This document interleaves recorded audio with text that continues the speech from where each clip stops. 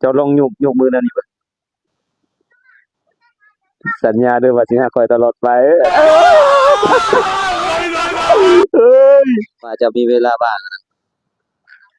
ข้อยก็อยากโทรไปแต่ข้อยบ่กล้าข้อยบ่กล้าโทรไปดอกข้อยย้านเจ้ารำคาญเพราะคนที่เจ้ารักและสงสารมันบ่แม่นข้อยดอกก็เจ็บเติบอยู่เด้หัวใจเพไผสิบ่เจ็บเจ้าอยู่เฮ็ดโตนะฮักแม่ได้บ่